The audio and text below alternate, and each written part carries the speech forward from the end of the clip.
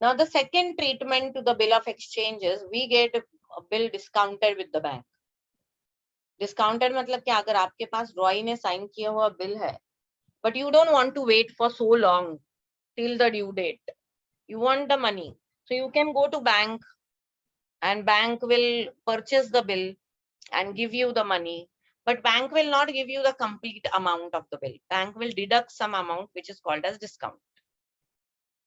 Okay, और बाकी के पैसे वो आपको दे देंगे. तो हम लोग अभी वो एंट्री देखेंगे जहां पे बिल को डिस्काउंट किया गया था और उसको ऑनर किया है ड्यू डेट पे.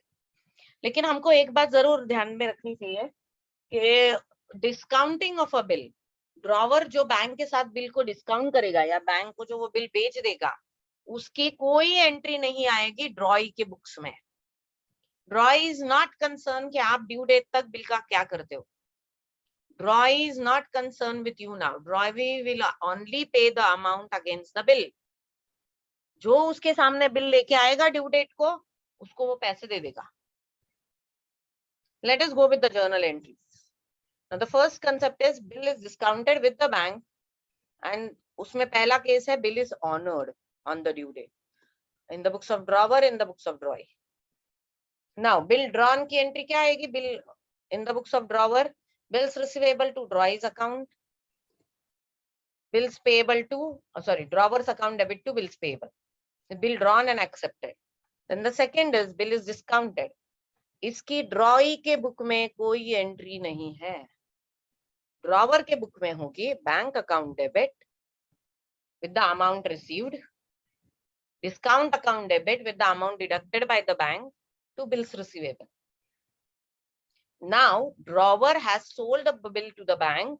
ड्रॉवर ने क्या किया? बिल बैंक के पास दे दिया, उसके अगेंस्ट ड्रॉवर ने पैसे ले लिए. Now drawer is not the holder of the bank. अभी ये बिल जो है वो ड्रॉवर के पास है ही नहीं, अभी वो बैंक के पास है. तो ड्यू डेट पे पैसे किसको मिलेंगे? बैंक को मिलेंगे. और जब ड्यू डेट आएगी तो बैंक क्या करेगा? वो बिल लेके जाएगा ड्रॉई के पास, उसको बोलेगा देखो भाई आपने ये बिल एक्सेप्ट किया था. ड्रॉई अपने बुक्स में चेक करेगा कि उसने ये बिल एक्सेप्ट किया था कि नहीं.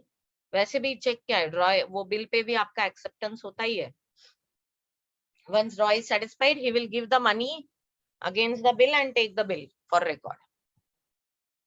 तो जब ये बिल जो डिस्काउंटेड बिल है, जब ये ऑनर हो जाता है, तो ऑनर की कोई एंट्री ड्रॉवर के बुक में नहीं आएगी, क्योंकि ड्रॉवर का भी कोई लेना देना ही नहीं है बिल से. Now the parties are drawee and the bank. Drawee will pay against the bill, bank will receive against the bill, and the entry in the books of drawee will be same, bills payable to bank. ड्रॉई का कोई लेना देना नहीं है, उस पे bill निकाला गया, वो ड्यू डेट पे बिल पे कर देगा. अब वो बिल आप अपने पास रखो, आप बैंक के साथ डिस्काउंट करो, उससे ड्रॉई को कोई मतलब नहीं है. This is the case where bill is honoured on due date. Bill is discounted and honoured on due date. लेकिन ये डिस्काउंट क्या होता है? तो ये डिस्काउंट कैलकुलेट करने के लिए मैं आपको एक एग्जांपल देती हूँ. Now they have said that X draws a bill on Y for 4 months. This is an example just to see the discounting. Of rupees 160,000, and 1 month later discounts it with the bank at 10% per annum. अब bill निकाला गया था 4 महीने के लिए, bill की amount थी 60,000. आपने 1 महीना बिल को अपने पास ही रखा एक्स ने, और 1 महीने बाद, मतलब जब बिल के ड्यू डेट 3 महीने बाद थी, जब 3 महीने बाकी थे बिल के ड्यू डेट को, तब एक्स ने बिल को डिस्काउंट कर लिया. शायद उसको पैसों की जरूरत थी and it there was time. Okay, तो बिल डिस्काउंट करेंगे तो उसका डिस्काउंट कैलकुलेट कैसे होगा? तो 60,000 पे 10% का डिस्काउंट लगेगा, लेकिन ये है 10% पर एनम, तो एक्चुअल डिस्काउंट लग रहा है 6,000, लेकिन 6,000 पूरे 12 महीने का डिस्काउंट है, और हम लोगों ने डिस्काउंटिंग सिर्फ 3 महीने के लिए किया है. तो 12 महीने के लिए अगर 6,000 है तो 3 महीने के लिए कितना होगा? 1,500. तो how much amount the x will get?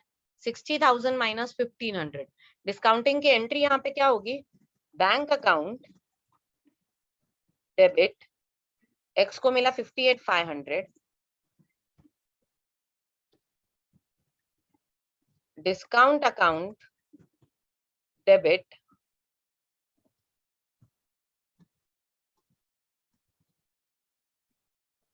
1,500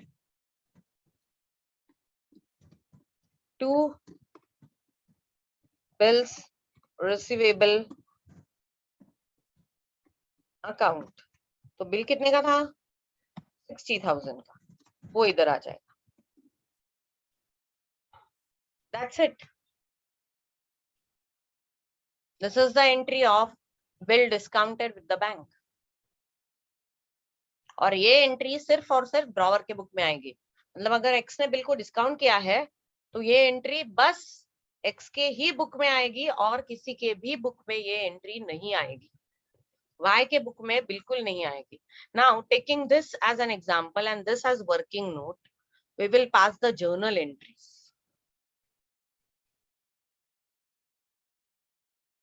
Let us pass a journal entry in the books of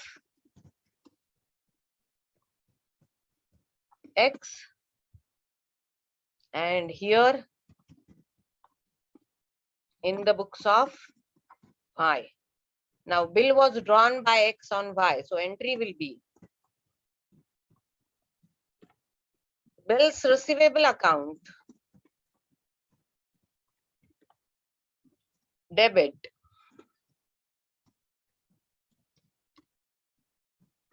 to Y's account, and the entry is for 60,000.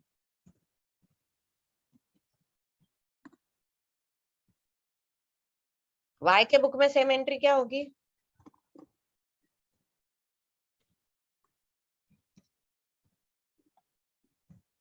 X account debit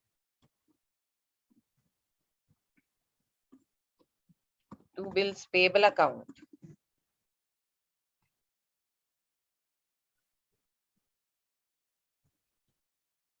This is 60,000. So bill is drawn by X on Y and Y has accepted the bill. Now bill is getting discounted.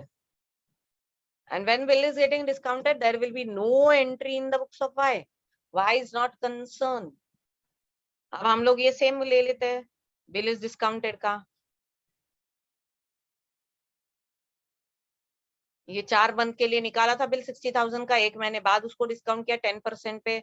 हम लोगों ने discount वगैरह सब calculate कर लिया। I will add here on due date the bill was honour.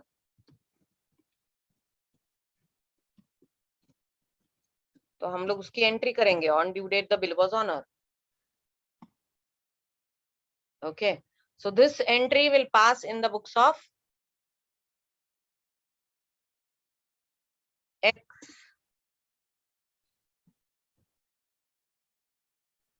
ये entry बस X के बुक में पास होगी बिल डिस्काउंटेड की। एंट्री होगी bank account debit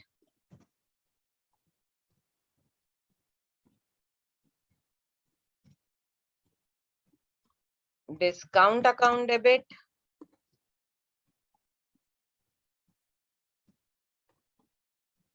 to bills receivable account. अब डिस्काउंट की अमाउंट और वो सब तो हम लोगों ने ऑलरेडी निकाल दिया है।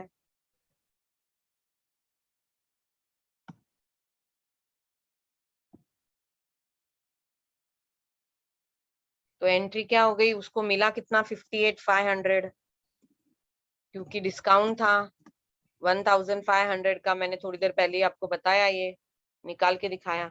And for the complete amount of 60,000। Okay, we have calculated 3 months discount at 10% on 60,000. It was 1,500. So you will receive 58,500. 1,500 will be discount, and total bills receivable was of 60,000. Now X is not the holder of the bill. Bill has gone to Y. Sorry, bill has gone to bank. Now bank on the due date will approach Y. Y will check and Y has honored the bill on the due date.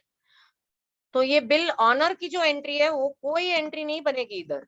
X के book में कोई entry नहीं आएगी उसकी bill honour की, क्योंकि x का भी कोई लेना देना ही नहीं है बिल से. Now only Y in the books of Y the entry will come for honoring the bill, which will be bills payable account debit to bank account. End moment ये ड्यू डेट पे bank ने bill Y के सामने bill रखा. Y को वैसे भी X को कहाँ पैसे देने, Y has to pay against the bill, so Y has paid against the bill. Y will not ask अरे X के पास का बिल तुम्हारे पास कैसे आया, आपने चुराया तो नहीं. नहीं नहीं, बिल डिस्काउंट किया है, दैट इज ऑब्वियस. और कोई जरूरी भी नहीं है कि भाई को पहले पता हो. ड्यू डेट पे जो भी होल्डर होगा उसको पैसा मिलेगा, राइटफुल होल्डर को. तो बैंक के साथ डिस्काउंट किया तो बैंक इज राइटफुल होल्डर, तो उसको पैसा मिल जाएगा 60,000. And this are the entries, journal entries in the books of drawer and drawing. अब यहाँ पे एक चीज नोट करने वाली है.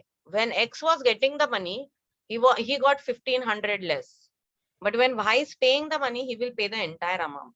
This is because the bill was drawn for 4 months, and after 1 month only the bill was discounted. तो 3 महीने बिल को संभाल के रखना और उसका रिस्क बेयर करने का बैंक को चार्जेस मिलते हैं 1500 में. तो बैंक ने पेमेंट करते वक्त 1500 रुपए कम पे किए थे, लेकिन अभी वो लेते वक्त पूरा पैसा लेने वाले. That is how bank will earn. As it is due date पे तो 60,000 ही चाहिए मिलने वाले थे एक्स को भी, but x wanted money earlier. When you want tomorrow's money today, you will get it at discounted prices. आपको कल के 100 रुपए आज ही अगर चाहिए होंगे तो आपको आज 100 रुपए नहीं मिलेंगे, आपको थोड़े से कम मिलेंगे 100 से. This is the time value of money, because of which we apply discount.